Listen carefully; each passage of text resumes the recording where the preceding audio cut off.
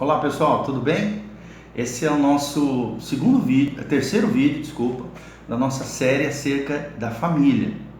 O propósito de Deus para a família é o nosso tema, de hoje.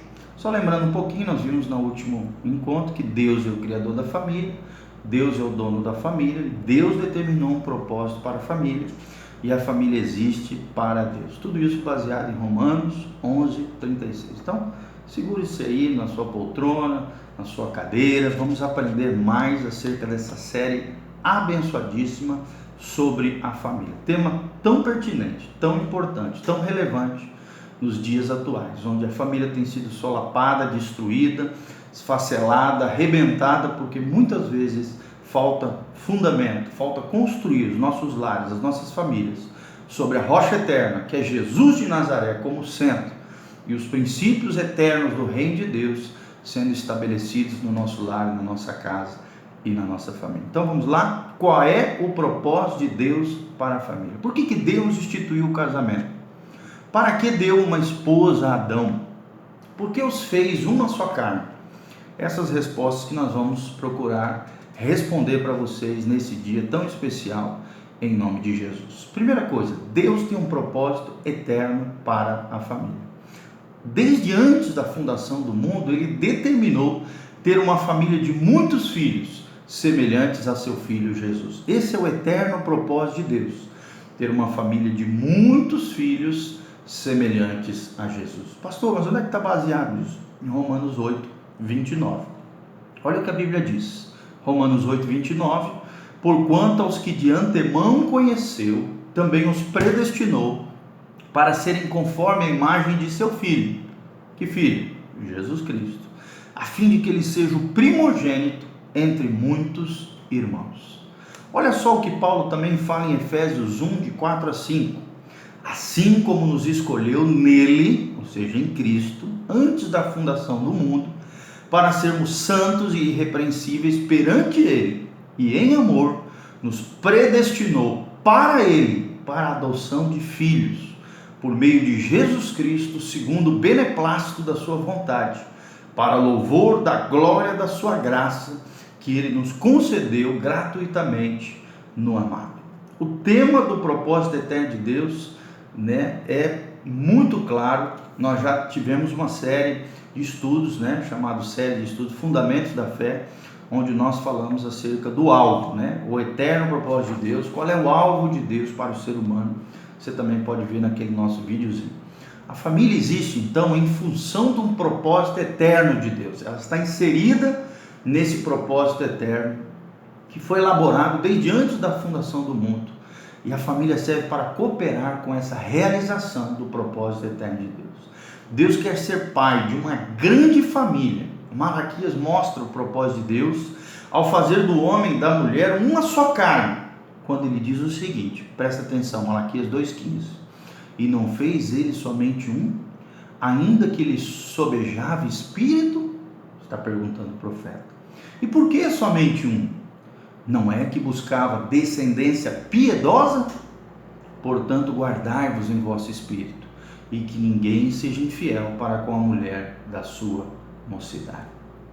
Então, o que Malaquias está dizendo aqui? Não foi Adão quem quis ter uma família, mas Deus quis que os seres humanos formassem famílias para a glória de Deus, para cooperarem com essa realização do propósito eterno de Deus. Deus deu ao homem a capacidade de se multiplicar e ter filhos, ou seja, diz aqui o que Malaquias diz 2:15, uma descendência piedosa. Esse é o propósito de Deus, e essa descendência piedosa provê a Deus muitos homens e mulheres aos quais Deus pode adotar como seus filhos, por meio de Jesus Cristo, nosso Senhor. Está lá em Gênesis 2:18, disse mais o Senhor Deus, não é bom que o homem esteja só, far-lhe-ei uma auxiliadora que lhe seja idônea.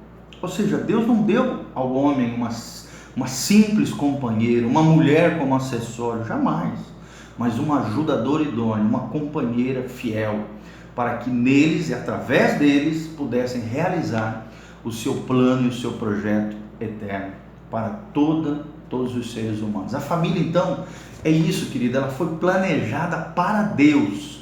É uma comunidade servidora dos altos e eternos objetivos do Senhor. Vou repetir, a família foi planejada para Deus e é uma comunidade servidora dos altos e eternos objetivos do Senhor. A família foi criada e existe para cooperar com o propósito eterno de Deus, de ter uma família de muitos filhos semelhantes a Jesus Cristo. Bonhoeffer, um grande teólogo alemão, ele escreveu dentro de uma prisão nazista, Dietrich Bonhoeffer. Ele escreveu dentro dessa prisão nazista a uma das suas sobrinhas que estava para se casar. Ele escreveu uma carta para ela dizendo o seguinte, olha as palavras desse grande teólogo, pastor alemão, que foi extremamente perseguido, martirizado e preso na época do nazismo. Ele diz assim: o casamento é mais do que simplesmente o vosso amor, de um para com o outro. Tem uma dignidade e poder mais elevados, pois é o santo mandamento de Deus, por meio do qual ele deseja perpetuar a raça humana até o fim dos tempos. O vosso amor, ou seja, o amor conjugal, diz respeito apenas a vós nesse mundo, mas no casamento sois um degrau na escada das gerações, através da qual Deus faz vir e passar a sua glória e chama seu reino. Em vosso amor vedes o céu de vossa felicidade, mas em vosso matrimônio estáis colocados em um posto de responsabilidade em relação ao mundo e à humanidade. Vosso amor é vossa posição particular, mas o casamento é algo mais que o pessoal, é um estado, é um ofício, é um sacramento, é algo sagrado, é uma coisa abençoada que Deus elaborou para nós. Olha que lindas essas palavras desse Bonhoeffer, que é um pastor e teólogo alemão extraordinário. Que bênção, Como nós somos abençoados através dessa carta que ele escreveu para sua sobrinha que estava para se casar. Então, preste atenção. Como a família coopera com o propósito de Deus? Como é que nós podemos cooperar com esse propósito eterno de Deus? Em primeiro lugar, querido, na procriação e criação dos filhos para Deus. Na procriação e criação dos filhos para Deus. É emocionante pensar que podemos ter filhos aos quais Deus deseja adotar como seus filhos. Como muda a nossa atitude em relação às tarefas e responsabilidades familiares quando compreendemos isso, que geramos filhos para Deus. Ter filhos, quer sejam próprios, quer sejam adotivos, quer sejam espirituais, criá-los no temor do Senhor, cozinhar, lavar, passar, trabalhar para o sustento diário, instruí-los, educá-los, tudo isso fazemos para Deus, para a glória de Deus. Somos seus colaboradores, servos de Deus. Estamos criando seus filhos, querido. Lembre-se disso. Você está gerando filhos para Deus e você está criando filhos para a glória de Deus. Com esse propósito na mente, todo trabalho, todo esforço para a família se transforma em um serviço para Deus. A mesa da refeição ou a pia da cozinha são altares onde servimos a Deus. E se cumpre então a visão de Zacarias. Preste atenção nas palavras de Zacarias 14, de 20 a 21. Naquele dia será gravado nas campainhas dos cavalos: Santo ao Senhor. E as panelas na casa do Senhor serão como as bacias diante do altar. Sim, todas as panelas em Jerusalém e Judá serão santas ao Senhor dos exércitos. Todos os que ofereceram sacrifícios virão, lançarão mão delas, e nelas cozerão a carne do sacrifício. Naquele dia já não haverá mercador na casa do Senhor dos exércitos. Zacarias 14, de 20 a 21. É importante então que os pais não só assumam o seu papel, a sua responsabilidade de criar filhos, mas também de encaminhá-los, conduzi-los, guiá-los na direção do Senhor. É necessário orar por eles e com eles diariamente, educá-los com o seu exemplo, dedicar tempo de qualidade a eles, ensinar-lhes a palavra de Deus, levar-lhes a experimentar Deus a cada dia, de modo que cheguem a ser verdadeiros filhos de Deus. Não desista dos seus filhos. Se algum deles estão desviados, lute por eles através da oração, dos joelhos, né? Buscando a face do Senhor. Seus filhos não foram gerados para o inferno, eles foram gerados para o céu, para serem parte do plano e do propósito eterno de Deus.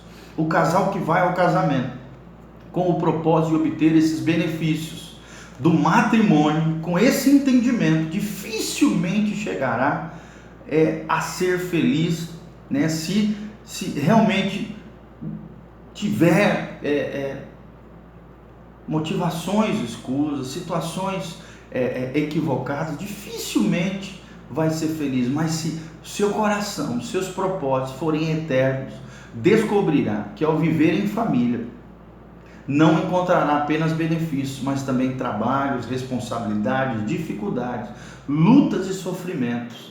Mas Deus dará vitória sobre todas essas dificuldades. O matrimônio que vive para cumprir o propósito de Deus tem sempre uma atitude positiva, uma atitude de fé, uma visão de fé e confiança. Então, querido, não se amargure diante das tragédias, diante da luta, diante do sofrimento. Ao invés disso, seja feliz no Senhor, Ele é a fonte da nossa alegria, sabendo que toda a nossa vida é para o serviço de Deus. Em todo lugar, em todo tempo, em toda situação, estamos servindo a Deus, estamos servindo as nossas famílias, servimos a Deus, servindo pessoas, servindo os nossos filhos, servindo o nosso cônjuge, servindo a igreja de Cristo. Essa família abençoada desfruta dos benefícios legítimos? É claro que sim. É muito importante saber que Deus não forma uma família para si mesmo às custas da nossa felicidade. Pelo contrário, quando vivenciamos o propósito eterno de Deus para as famílias, automaticamente a felicidade é um subproduto, é um fruto dessa árvore que está vivendo para Deus. Deus quer que nós também sejamos felizes e desfrutemos plenamente dos benefícios que a família nos oferece. Mas esses benefícios, lembre-se sempre, não são primordiais, são secundários, são os acessórios, são os ornamentos, porque o mais importante é o propósito eterno de Deus para a família. Criar filhos, criar uma descendência piedosa, abençoada, para a glória de Deus.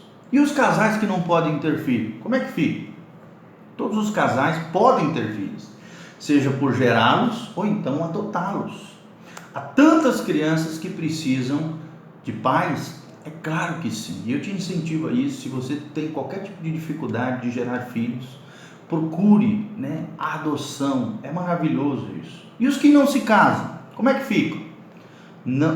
Pode se dedicar a outros aspectos também do serviço na obra do Senhor. Paulo fala isso em 1 Coríntios 7. Ele também orienta, indica que aqueles que não quiserem se casar não têm essa obrigação. Jesus não se casou, Paulo não teve, né, família, a gente não sabe direito, talvez foi casado, estava viúvo, ou a mulher abandonou, ninguém sabe, mas aqui deixa claro que ele foi abstêmio, né? Ele, depois que se converteu e tal, seu ministério, não teve mais esposa, apesar de poder tê-lo. Ele se dedicou exclusivamente no seu trabalho missionário na obra de Deus. Mas os dois viveram totalmente entregues a cumprir o propósito de Deus. Tanto Jesus como Paulo são exemplos claros de que você pode viver sem se casar e ainda cumprir o propósito eterno de Deus. E na formação e desenvolvimento do ser humano, como é que fica? Querido, a convivência familiar proporciona as circunstâncias ideais para nos conhecermos e nos aperfeiçoarmos como seres humanos. O lar é um lugar onde nossos defeitos ficam mais evidentes. É onde o cinzel de Deus, né, aquela ferramentazinha aquela pessoa que o escultor usa para fazer a sua obra-prima, né? A família é o cinzel de Deus, onde Deus, através das pessoas, vai trabalhando na nossa vida. O homem e a mulher chegam a se conhecer e a descobrir a si mesmos no ambiente familiar, e os filhos assim também com seus pais e os pais com os filhos. É na convivência familiar que se forma o nosso caráter e também onde mais precisamos praticar as virtudes cristãs, as qualidades do verdadeiro cristão, como por exemplo o amor, a humildade, a paciência, a bondade, a mansidão. Tudo isso está inserido no contexto familiar. É ali que aprendemos as responsabilidades, a diligência, ou seja, o trabalho, né, com esforço, com dedicação, a submissão um ao outro em amor. a delicadeza, a sensibilidade, o serviço, a ordem, o respeito, a tolerância uns com os outros. Vivendo em família, aprendemos a perdoar, a suportar, a confessar, a negar a nós mesmos. Tem uma coisa que a gente aprende no contexto familiar, é isso, é negar a nós mesmos em prol de um ideal maior, de um bem comum. Exercer autoridade em amor também aprendemos no contexto familiar, corrigir com bondade, sofrer, sacrificar-nos pelos outros, orarmos, confiarmos em Deus, administrar as coisas, sermos mordomos, dispenseiros fiéis de tudo aquilo que Deus nos coloca e também compartilharmos, sermos generosos uns com os outros. O lar é a escola de formação de Deus, tanto para os pais como para os filhos. Deus usa a convivência familiar mais do que qualquer coisa para transformar e trabalhar e forjar o nosso caráter. A família é a casa do oleiro. Já que você deseja se conformar com a imagem do seu filho, ou seja, Cristo Jesus, o nosso Senhor, aprenda isso. Viva disso, viva assim, de acordo com o propósito eterno de Deus, segundo Romanos 8:29. Em terceiro lugar, ser uma base também de crescimento e edificação da igreja. Então a família serve para esses três propósitos que nós mencionamos. Primeiro, como é que a família coopera com o propósito de Deus? Na procriação e criação dos filhos para Deus. Segundo lugar, que eu já falei, acabei de falar, na formação e no desenvolvimento do ser humano. E em terceiro lugar, ser uma base de crescimento e edificação da igreja. Uma família abençoada abençoa outras famílias. Deus quer usar nossos lares como bases para a extensão do seu reino na terra. Venha a nós o teu reino, seja feita a tua vontade. Como é que nós vamos atrair o reino de Deus? A começar nos nossos lares, a começar no nosso casamento, a começar na nossa família. Não apenas cooperamos com Deus na criação dos filhos e na formação das nossas vidas, mas também ao abrirmos nossos lares aos perdidos, aqueles que ainda não conhecem Jesus. Eles se encontrarão em Deus, eles encontrarão a salvação de Jesus Cristo e o ensino da palavra de Deus olhando as nossas próprias vidas, as nossas famílias. Amém? Então pense um pouquinho nisso, que Deus abençoe sua vida e seu coração, em nome de Jesus. Valeu, gente. Preste atenção, minha oração é essa, que você entenda que você pode cooperar nesse plano, nesse projeto eterno de Deus. Que a graça de Deus venha sobre você, sobre a tua casa, sobre a tua família, que você seja próspero. Lembre-se disso, tudo aquilo que a gente investe, amor prospera. Invista amor na sua família. Mas tome cuidado, também não idolatre a sua família, porque Deus precisa estar no centro, Ele precisa ser o valor fundamental, o alicerce, o fundamento do nosso lar e da nossa família. Amém? Deus te abençoe.